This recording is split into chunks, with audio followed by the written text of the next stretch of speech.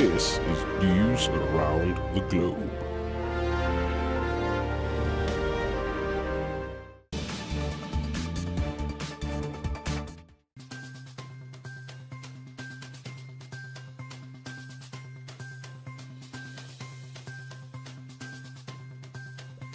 Chancellor Angela Merkel to visit Nigeria.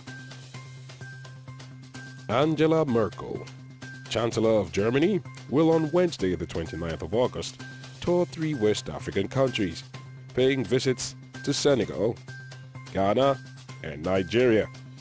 The German deputy government spokeswoman Ulrike Demmer said in a statement on Friday in Berlin that Merkel would spend Wednesday through Friday in those 3 countries, accompanied by an economic delegation. Migration politics, particularly Merkel's campaign to tackle the causes, resulted in a stream of refugees to Europe, are likely to feature on the discussion agenda, according to news agency of Nigeria reports. The Chancellor would be in Nigeria on Friday to meet with the President of the Economic Alliance of the Economic Community of West African States, Jean-Claude Bro, and will hold talks with Nigerian President Muhammadu Buhari. Ghana to give Kofi Annan state burial on the 13th of September. Ghanaian President Nana Akufo-Addo on Friday announced that the late former Secretary General of the United Nations, Kofi Annan, will be given a state burial in Ghana September 13th. The announcement is sequel to President Akufo-Addo's meeting with Annan's family. Kofi Annan, a Ghanaian national and Nobel Peace Laureate, died last week Saturday at the age of 80 after a short illness. He was the first black African to lead the United Nations. He served as Secretary General at a time when worries about the Cold War were replaced by threats of global terrorism, and his efforts to combat those threats and secure a more peaceful world brought him the Nobel Peace Prize. Annan, who was born in Ghana in 1938, served as the 7th United Nations Secretary General from 1997 to 2006, and was the first to rise from within the ranks of the United Nations staff. John McCain, 6th-term United States Senator, dies at 81. Senator John McCain, a Vietnam War hero turned senator and presidential candidate, has died aged 81. Mr. John McCain died on Saturday in Arizona surrounded by his family, according to a statement from his office. He was diagnosed with an aggressive brain tumor in July 2017 and had been undergoing medical treatment. His family announced on Friday that Mr. McCain, who left Washington in December, had decided to cease treatment. Mrs. Cindy McCain, his widow, tweeted, "My heart is broken. I'm also lucky to have lived the adventure of loving this incredible man for 38 years. He passed the way he lived, on his own terms, surrounded by the people he loved, in the place he loved best. May his soul rest in peace." United States ambassador summoned by South Africa over Donald Trump's tweets. South Africa's government has summoned United States Chargé d'Affaires Jesse Leipen over United States President Donald Trump's tweet on Pretoria's land policy. On his Twitter page on Wednesday, Trump said he had asked Mike Pompeo, Secretary of State, to investigate South Africa's land and farm seizures and expropriations and large-scale killing of farmers. Shortly after Trump's comment, South Africa responded in a tweet that it totally rejects this narrow perception, which only seeks to divide our nation and remind us of our colonial past. The South African government added that the country would speed up the pace of land reform in a careful and inclusive manner that does not divide the nation.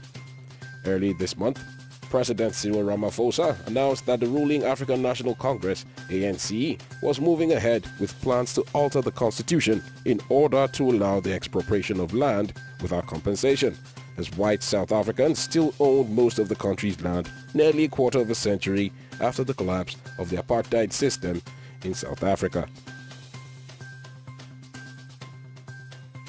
Britain faces sperm shortage in case of no-deal Brexit. British couples looking to conceive through artificial insemination face uncertainty if Britain leaves the European Union without a deal, because sperm will no longer be imported from European Union countries under existing legislation. Government advice published on Thursday that Britain imported around 3,000 sperm samples from a commercial sperm bank in Denmark last year, as well as around 4,000 samples from the United States. The Cryosperm Bank in Denmark says it is the world's largest. Sperm donations in Britain have fallen sharply since donors lost the right to anonymity under a law that came into force in 2005. Britain also imports a small number of eggs and embryos from other European Union countries, amounting to around 500 last year. If Brexit talks collapse, the government said the laws currently governing sperm imports, the European Union Organ Directives and European Union Tissues and Cells Directives will no longer apply to Britain. President Trump accuses China of manipulating its currency. United States President Donald Trump has again accused China of manipulating its currency to combat United States tariffs. The accusation, made in an interview with newsmen, resembles claims Mr. Trump made during his 2016 campaign and repeated last month. The two countries are preparing to meet in Washington this weekend to discuss their trade fight. Many doubt that the talks, which involve lower-level officials, will be successful in diffusing the tensions. Mr. Trump told newsmen he did not expect much from the meeting, which follows failed negotiations this spring. He also said he had no time frame in mind to bring the clash between the economic giants to a close. Analysts have already voiced fears that a trade war between the United States and China could become a currency war as well. Zambia Airways revived after 24 years. Zambia Airways is to be revived after 24 years thanks to a $30 million deal with Ethiopian Airlines. Africa's newest national carrier is to begin flights later this year on 12 aircrafts to destinations in Africa, Europe, the Middle East, and Asia. By the end of 2018, it is expected to have carried 1.9 million passengers. The Zambian government's main development agency will hold a 55% stake, while Ethiopian Airlines will maintain a 45% stake. It is hoped the investment will make the country a Southern African hub to rival Johannesburg in South Africa. Zambia hopes the deal will accelerate the country's industrialization and boost tourism. The Ethiopian carrier has several similar deals in the pipeline and has also put in a bid to run Nigeria Air when it is revived. Cambodian opposition leader denied bail. Cambodian opposition leader Kem Sokha was denied bail Wednesday after almost a year in jail on treason charges that critics say were trumped up by Premier Hun Sen to gift himself a free run in last month's elections. Kem Sokha was detained as part of a crackdown last year on the opposition Cambodia National Rescue Party. The party was dissolved in November, leaving Hun Sen to extend his 33-year stay in office at July's polls, where his party won every parliamentary seat in a vote without credible opposition. On Wednesday, the Supreme Court in capital Phnom Penh rejected an appeal by Kem Sokha's lawyers to give him bail on grounds of ill health. Crude oil reforms kick off in Angola. Angola's president, João Lourenço, has commenced oil reforms in its state-owned Sonangol with the aim of boosting production in Africa's second biggest oil-producing country. Since João Lourenço became president of Africa's second largest producing oil country, Angola in September last year has moved to overhaul state-owned oil company Sonangol, which has been criticized in time past by Transparency International and other rights groups for a lack of transparency as both producer and regulator. In place of state-owned Sonangol, the Angolan government will create a national oil and gas agency which will take on the role of the national concessionaire, which will allow the agency manage and sell oil blocks and reduce the near-total grip state energy firm Sonangol has over the sector. Trade Union Congress commends Nigerian federal government on anti-corruption fight. The Trade Union Congress, TUC, has commended the Nigerian federal government's fight against corruption. President of the Congress, Bobo Ibala Kaigama, and Secretary General Musa Lawal Ozigi stated that in a message to Muslim faithfuls and Nigerians, it expressed appreciation at the success that the country has recorded in its efforts to curb corruption. The Congress, however, advised that there should be no sacred cows and urged government to force treasury looters to return the loot. The union leaders called for the prosecution, adding that party affiliations and defections should not become a shield. They called on Nigerians to make sacrifices to surmount the current challenges facing the country.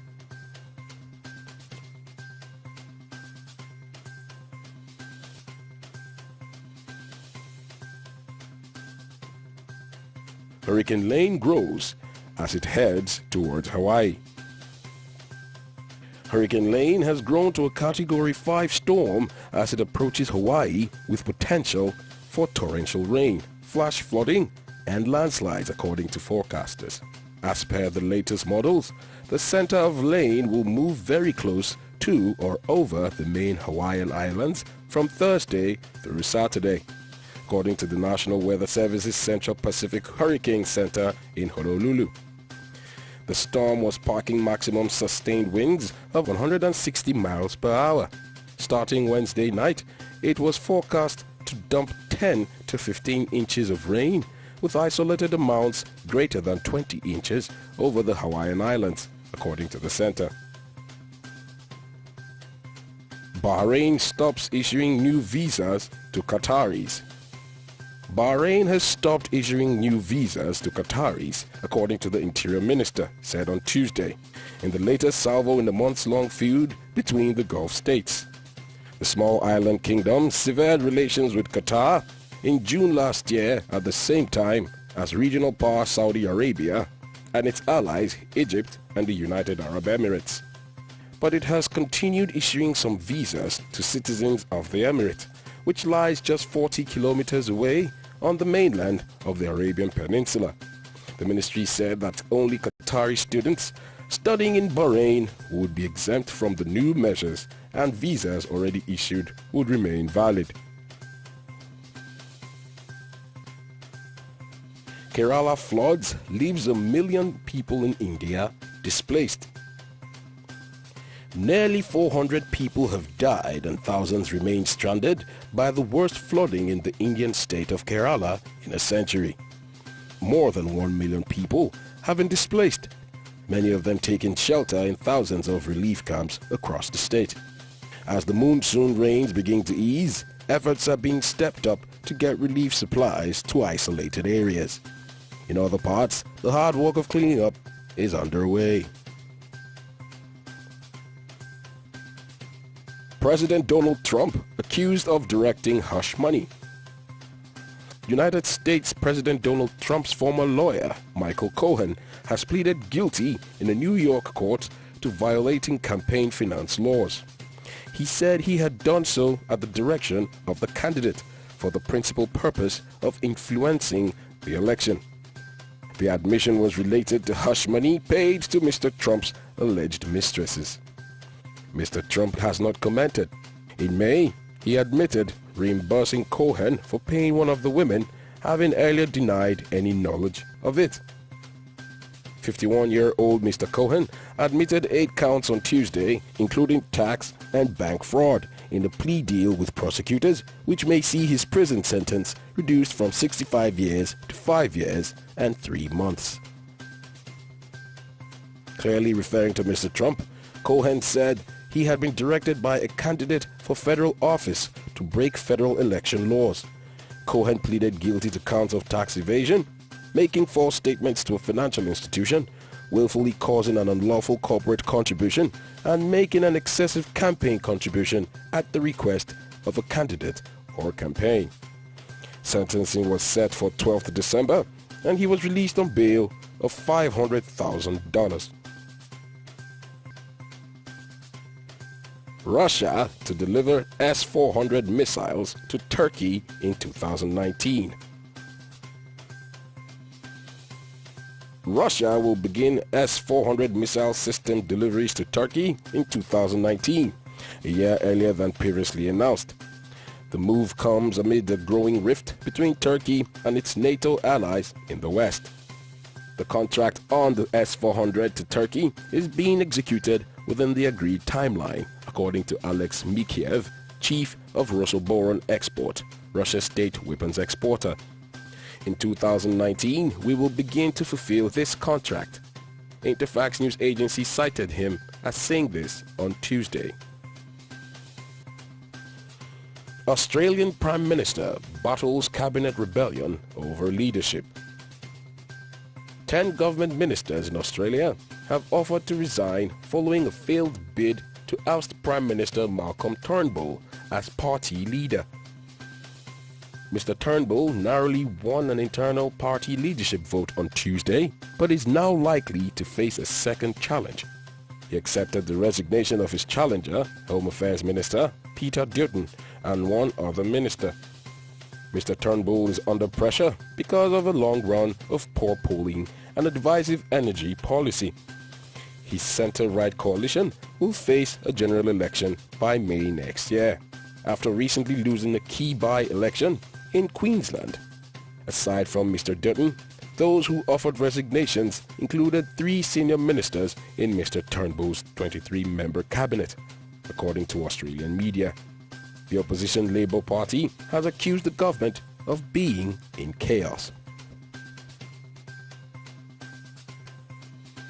The Pentagon lists China as a United States adversary.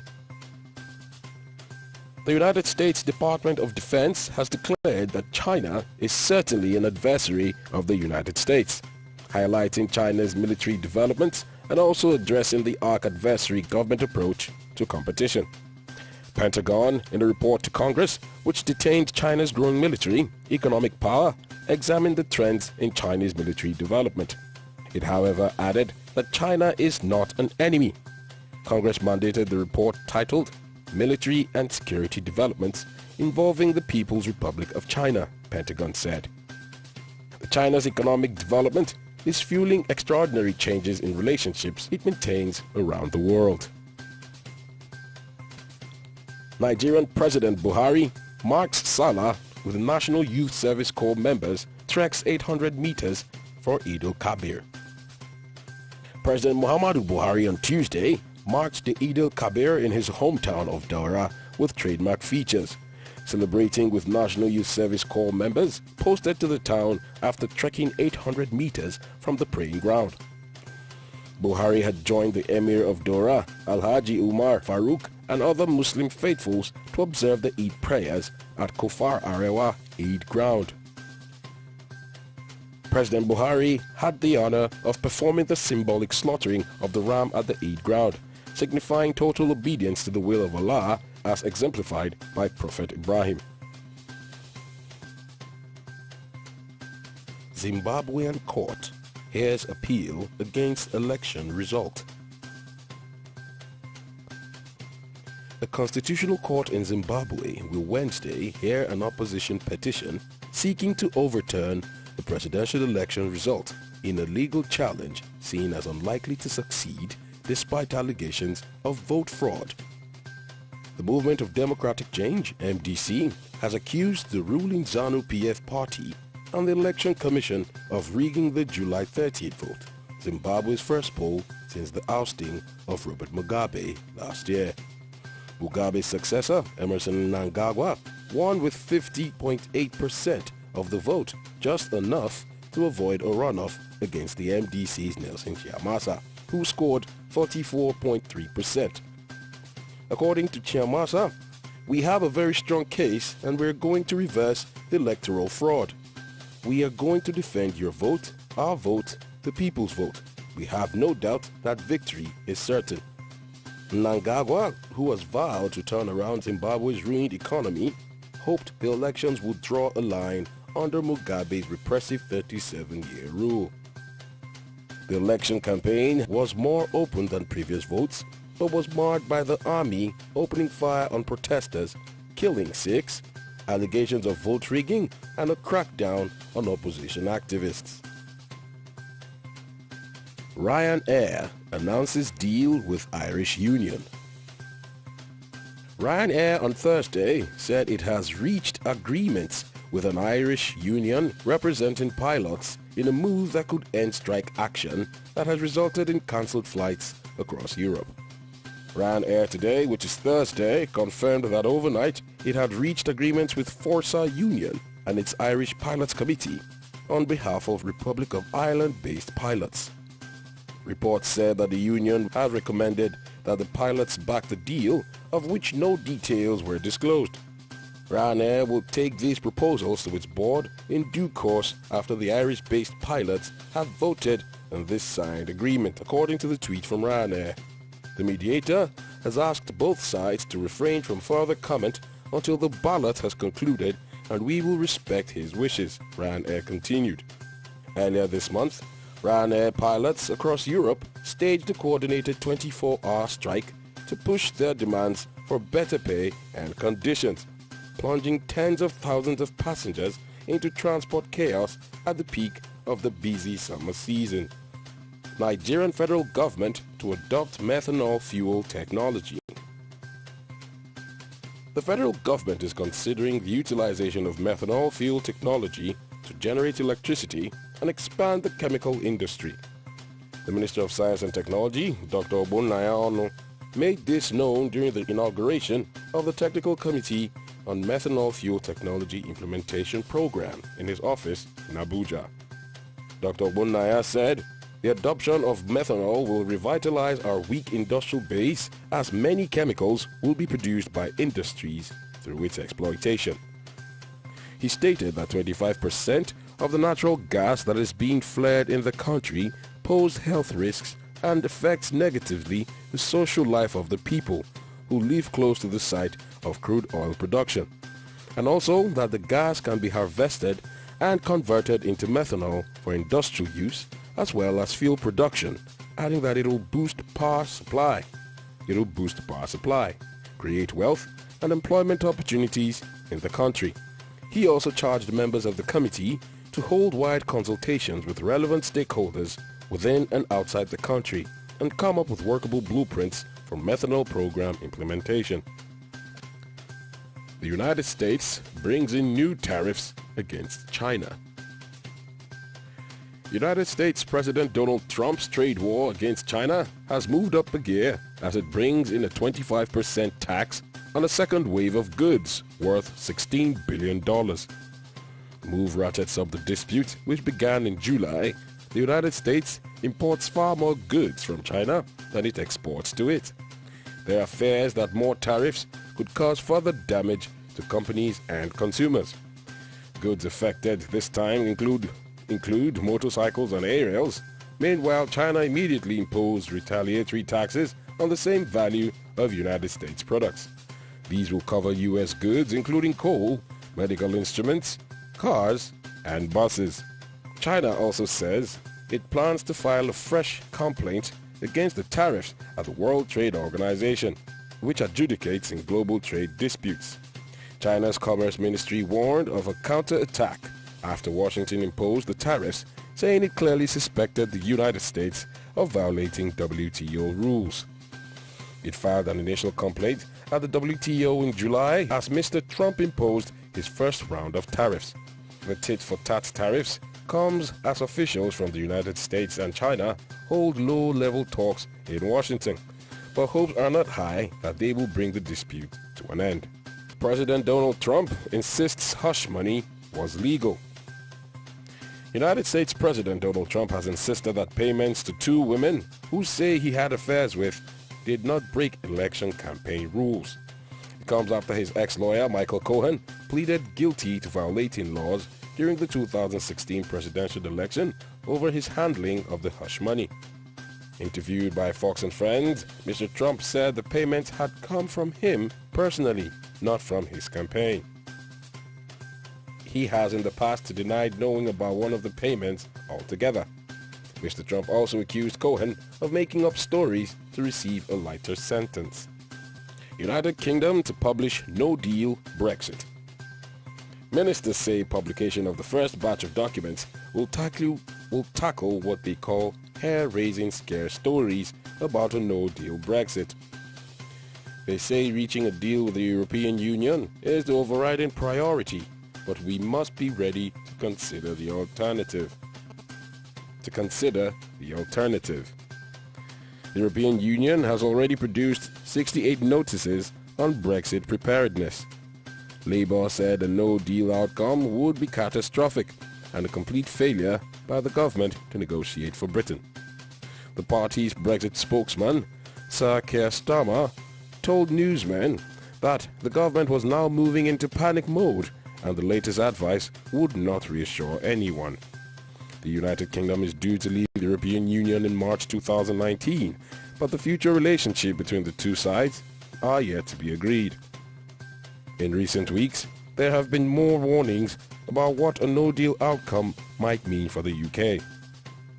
In a speech delivered as the advice documents are published, Brexit Secretary Dominic Raab is expected to say a good deal is in sight, but we have a duty as a responsible government to plan for every eventuality. Hurricane Lane, biggest threat to Hawaii. Hawaiian Governor David Ige urged residents Wednesday to prepare for weeks' worth of supplies ahead of Hurricane Lane, a Category 4 cyclone that could make landfalls in the islands of the coming days. He said government offices would be closed on Thursday and Friday as the storm packing heavy rains approaches the state. The storm's dangerous center could make landfall as it moves past the islands from Thursday through Saturday. But even if the eye doesn't cross land, it should draw close enough to the island that it brings destructive winds and rain accumulations over 20 inches in some locations, according to forecasters.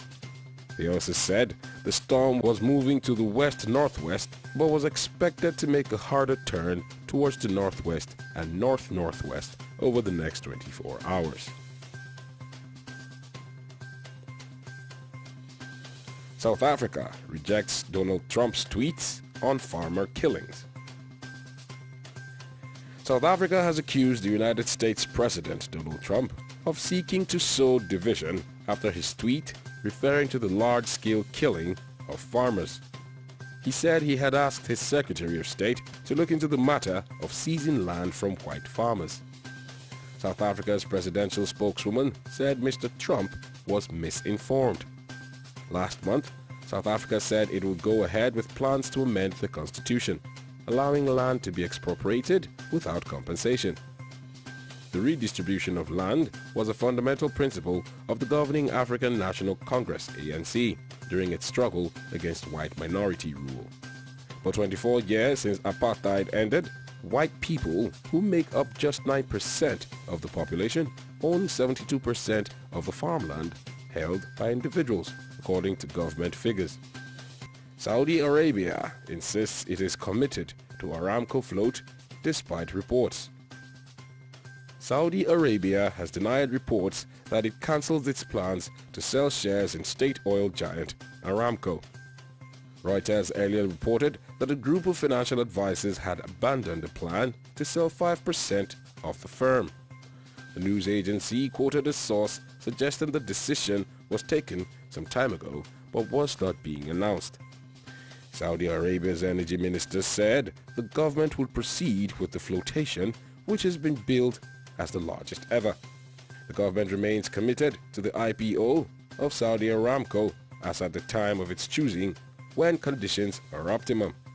Mohammed ibn Salman, Saudi Arabia's crown prince, first proposed the share sale early in 2016 as part of his economic reform agenda to bring Western regulation and scrutiny to the company, as well as raising cash to reduce the country's large budget deficit. Duduzane Zuma, back in court, for homicide case.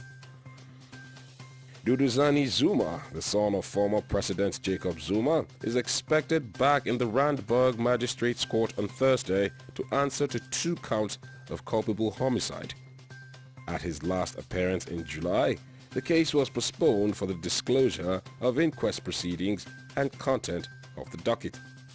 Zuma was summoned to court after the National Prosecuting Authority decided to go ahead with prosecuting him after declining to do so in July 2014, citing insufficient evidence. The case relates to a car accident that occurred in February 2014 when Zuma crashed into a taxi after losing control of his Porsche on the Greystone Drive off-ramp of the M1 north of Johannesburg. Funzile Dube was killed instantly, while 3 others were injured.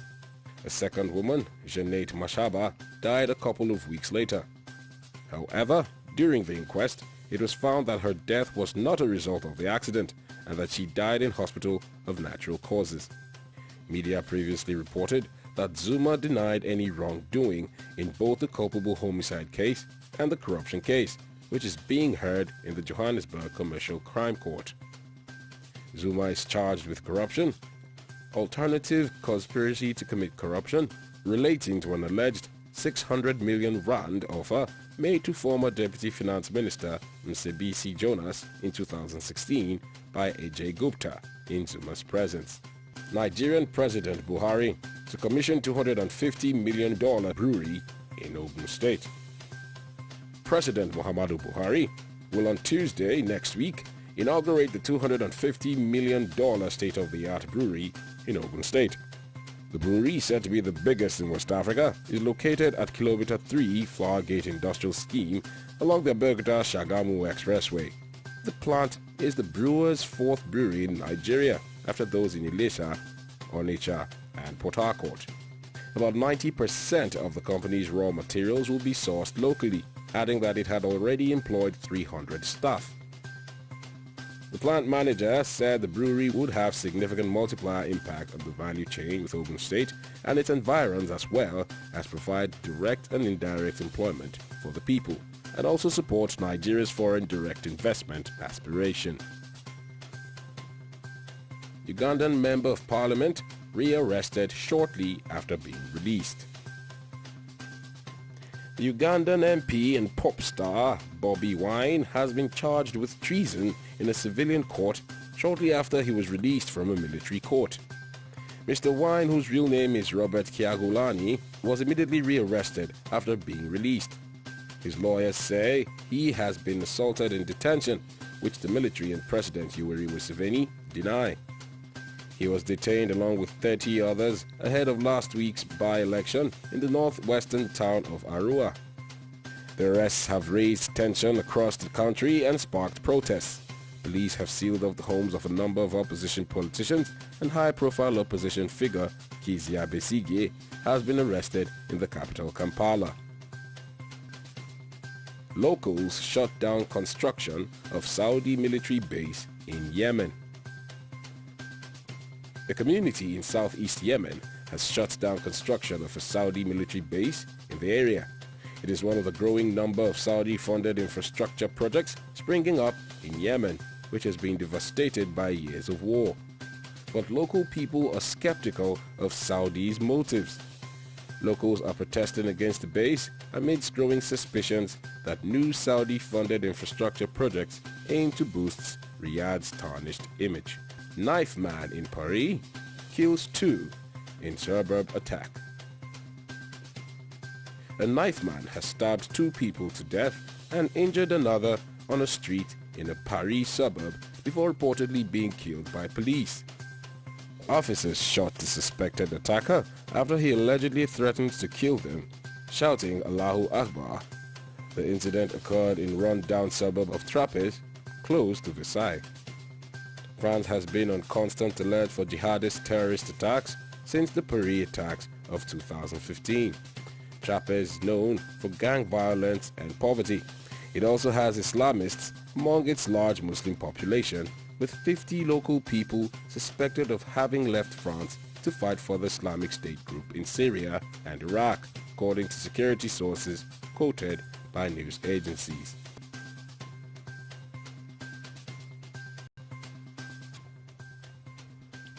Lagos State University launches electronic help desk to boost service delivery.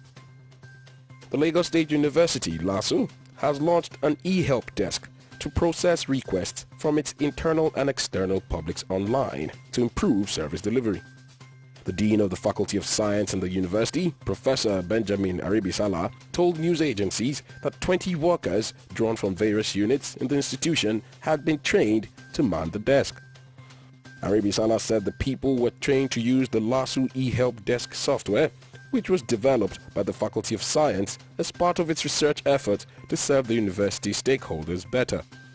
He said, LASU is the only university in Nigeria with the e-help desk software, which is developed by a Faculty of Science. The university is moving forward in the area of information because we have clients all over Nigeria and around the world.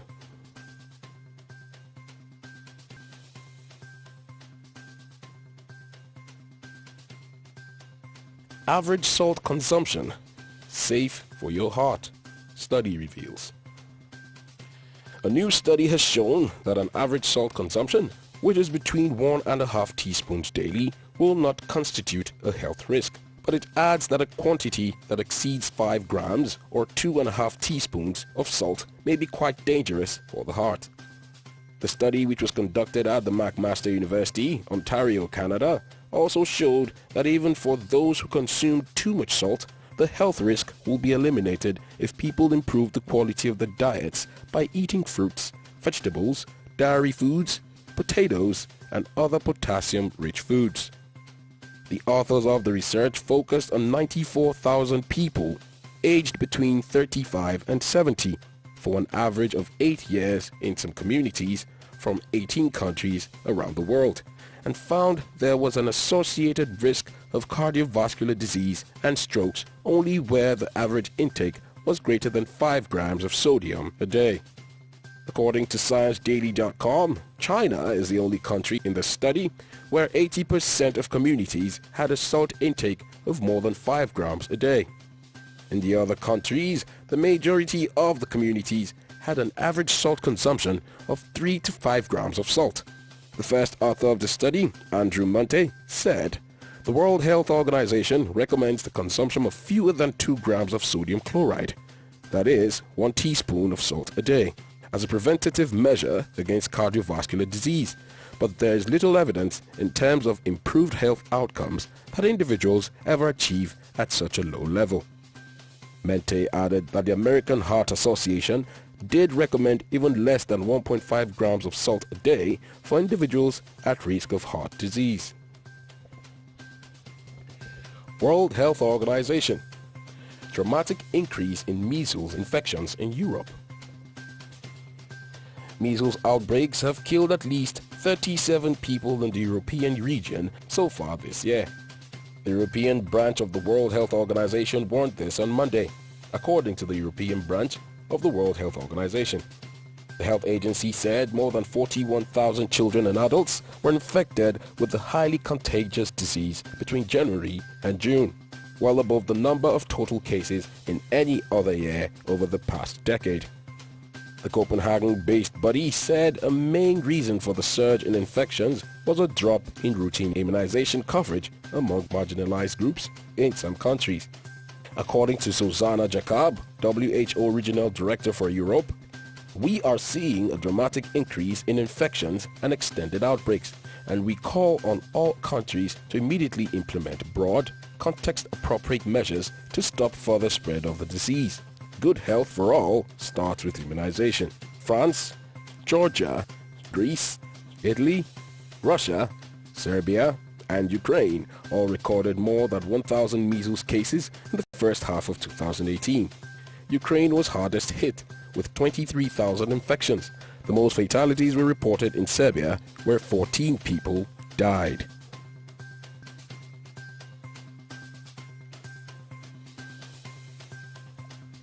Massachusetts Institute of Technology shares new tech for communication from underwater to air.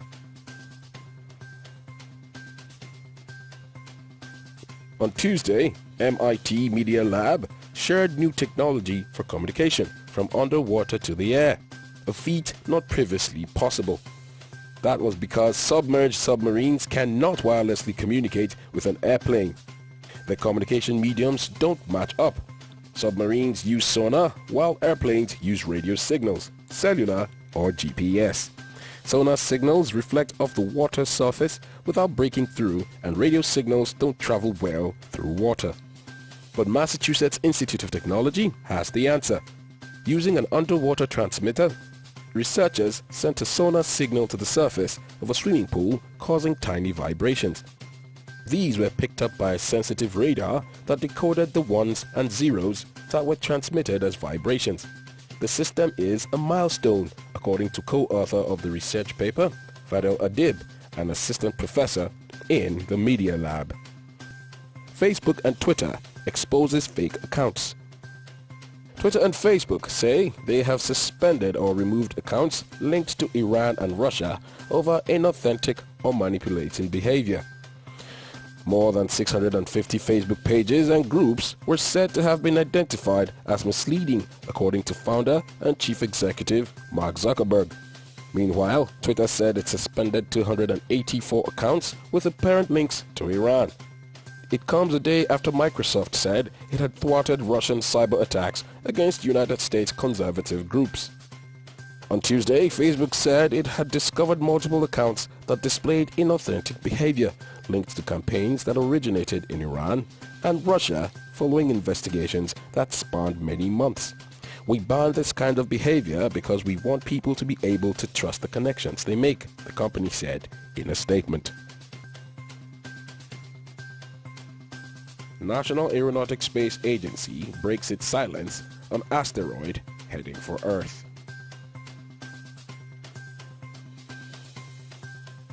The asteroid is hurtling Earth's way at 20,000 meters per hour and is expected to skim past our planet on Wednesday, 29th August. It's known as 2016 NF-23 and measures 500 feet in diameter. This means bigger than the Great Pyramid of Giza in Egypt, which stands at 451 feet. The United States Space Agency, NASA, has slapped it on its potentially hazardous asteroids list because it's expected to pass within 0.03377 astronomical units, or about 3 million miles, from Earth. It's considered close in terms of our galaxy. The Sun is 93 million miles away. NASA classifies asteroids as potentially hazardous if they are within 4.6 million miles of Earth. Tesla no longer going private, Elon Musk. Elon Musk, chief executive of Tesla Motors, says he will no longer be taking the electric car making company private, just 2 weeks after saying he was considering a deal. The plan was cancelled after a board meeting, he wrote in a post published on the company's site. Since Mr. Musk announced his plan to delist Tesla, its share price has dropped by 20%. Mr. Musk, who owns about a fifth of the company, said he had spoken with shareholders and major banks to consider the privatization, but found the sentiment was please don't do this. Earlier this month, Elon Musk shocked investors by announcing on Twitter that he had funding secured to take Tesla private at a value of $72 billion. It later transpired that he had not closed the deal with Saudi Arabia's sovereign wealth fund, with unhappy investors launching a lawsuit against him after the news. The lawsuits are still continuing against Mr. Musk despite his cancellation of the privatization plan, as is an investigation by the United States Securities and Exchange Commission to see if the tweet broke security laws. The interment of late Mrs. Comfort Adekbele Edudokun was held in her hometown at Ikirun, Osun State, over the weekend. High Impact Television's correspondent Omobolade Oladipo brings you the details. Late Mrs. Comfort Adekbele Edudokun, mother to one of the prominent pastors of the Redeemed Christian Church of God, Mrs. Adeyokuno, has been laid to rest. Iya Latte, as she was fondly called, passed away at the age of 87 on the 24th of June 2018. Her funeral service was conducted by Pastor Leye Olayinka of the Redeemed Christian Church of God, Osun Province 4, Ikirun, Osun State, and was attended by dignitaries in the body of Christ and members of management staff, Solution Media and Infotech Limited. Late Mrs. Comfort was a loving and caring mother, businesswoman, disciplinarian, and a devout Christian. She happened to be a woman who loved the Lord, who served the Lord, especially her prayer life. Even when she was very old, she will still go on marathon fasting. So it's somebody that will really miss. For her counsel, her advice, once in a while she comes down to Lagos. She happened to be a woman that will always pray. You will obtain mercy everywhere you go. And by the grace of God, the prayer is really working for every one of us. One memories of Mama is that Mama is always full of prayers. Every encounter with her is an encounter with prayers. She's a wonderful personality, she's very loving, open, and ready to accommodate people. A mother, a grandmother, a prayer champion, and a lover of God. She was survived by her children, grandchildren, and other relatives to mourn her demise. Omobolade Oladepo reporting for High Impact Television. And now, entertainment news with Wurola Bupola.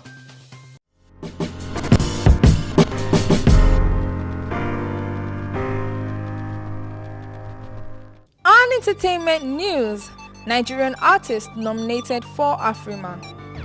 Top Nigerian acts Davido and Tiwa Savage, amongst others, have been nominated for the All-African Music Awards. With over 8,000 entries, organizers of the 2018 edition of the annual Music Awards released its nominees list comprising top acts across the continent. The list covers 5 regional categories for both male and female.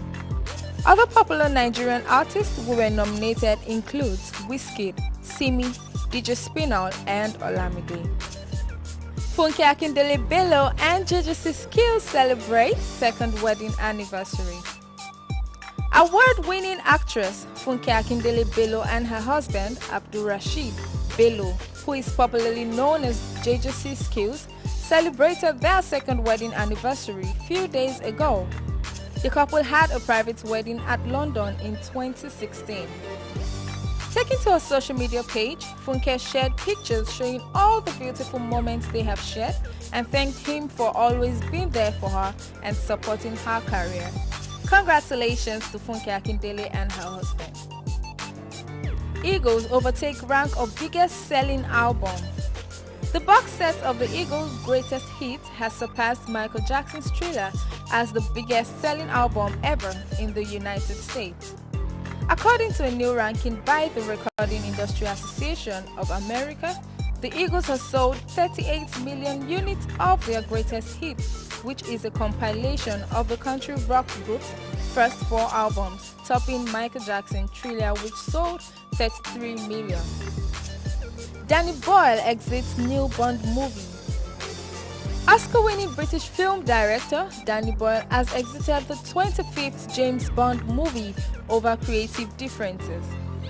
Boyle, at the age of 61, who won an Academy Award in 2009 for Slumdog Millionaire, was due to partner again with screenwriter John Hodge on the new movie. It was not immediately clear whether Boyle's exit would delay the production, with filming expected to begin in December. Cornell Entertainment presents CMC Africa Awards. It was a gathering of icons that have made their impact in the media sector at the CMC Africa Awards with the theme Celebration of Icons, which took place in the city of Lagos. The awardees expressed their gratitude while also reiterating the need to acknowledge efforts in other sectors as it will spur people to do more. Fashion Designers Association of Nigeria organizes fashion show. Fashion Designers Association of Nigeria, FADAN, in partnership with Atlantic Center, put together a ready-to-wear fashion show titled Atlantic Runway for Fashion Designers. The event was graced with different designers who displayed their wares. On their models to showcase styles and designs, exposing them to bigger market space. It was also an avenue for networking and shopping unique outfits. Nigerian actor walked the runway at Congo. Nollywood actor Ramsey Noah was a special guest at the recently concluded Congo Fashion Week. The 47-year-old actor was paid to attend the event that held in Kinshasa, Congo, a few days ago. The actor made his runway debut as he walked with Congolese-Canadian model Nancy Kondo, the managing director of Congo Fashion Week. And that's it on entertainment segment of the news. I am Raola Kukola. And now sports with Daniel Ose. And in the world of sport, Serena Williams plays down French Open threat to ban catsuit. Citing strong relations with the organizers of the French Open, Serena Williams took a play-down swipe on Saturday on their threat to ban her iconic black catsuit from Roland Garros next year. The French Tennis Federation president, Bernard Goudicelli, has said that he wanted to exercise more control over what players wore during the showpiece event. Serena's outfit this year, for example, would no longer be accepted, he explained. You have to respect the game and the place. But Williams on Saturday played down any ill feelings. Instead, she laughed and told reporters, "Everything is fine, guys." Expanding on her relationship with Goudicelli, she said, "The president of the French Federation has been really amazing. He has been so easy to talk to. My whole team is basically French, so we have a wonderful relationship. I'm sure we would come to an understanding and everything will be okay. So it wouldn't be a big deal. He's really a great guy." The unusual garment also has a practical benefit. Williams has a tendency to suffer from blood clots and thus insists on wearing compression clothing when she competes. The bookmakers are still quoting Williams as a favorite for the US Open title, despite her world ranking of number 26 and a tally of 12 wins, half of which came at Wimbledon for 6 events this season. A month ago, she suffered the heaviest defeat of her professional career, a 6-1, 6-0 loss at the hand of British number 1 Johanna Konta. We still await the consensus reached by both parties. Unai Emery denies rift with Mesut Ozil after Arsenal midfielder left out. Unai Emery has denied the reports that Mesut Ozil was left out of Arsenal's squad for the 3-1 victory over West Ham after a training ground argument with his manager. Ozil was ruled out of Emery's first win since he succeeded as a winger on the ground that he was ill. This is the 7th occasion since the start of 2017 the midfielder has been listed as sick. Emery dismissed every suggestion that Ozil, who is one of Arsenal's 5 nominated captains this season, has been absent after a row. The manager insisted the 29-year-old was suffering from a flu. "This information isn't true. I don't know who started telling this information," Emery said. "You ask me or the doctor of the club. He was sick." Hamilton jubilant with Spa pole. Lewis Hamilton has described his pole position for the Belgian GP as one of the hardest in his F1 career. "That was one of the hardest qualifying sessions I can remember," said jubilant Hamilton. "None of us have been driving in the rain this weekend, so I cannot even express to you how difficult that was. I didn't want it to rain. I was looking forward to it being close in the dry. Ferrari had the upper hand, but I thought maybe I had enough to get ahead of them, which is an exciting prospect," he said. While Vettel was beaten by Hamilton, albeit with the consolation of a front row starting berth, teammate Kimi Raikkonen will start just 6th after being denied a late run when the track dried after Ferrari shot fuel to Finn. Ronaldo wins in home debut as Juventus beat Lazio. Cristiano Ronaldo made a winning home debut for Italian champions Juventus with Miralem Pjanic and Mario Mandzukic scoring in a 2-0 win over Lazio on Saturday. Ronaldo played a role in Mandzukic's second goal of the night on the 75th minute after Pjanic put the host in front. at the Allianz Stadium. The 5-time Ballon d'Or winner joined the Serie A champions from Real Madrid on July 10 in a €100 million deal, but has yet to score his first competitive goal. Juve have now won their opening 2 games after last weekend's 3-2 success against Chievo in Verona. Juventus now tops the table with 6 points. And that's it on Sports News. Daniel Ose reporting.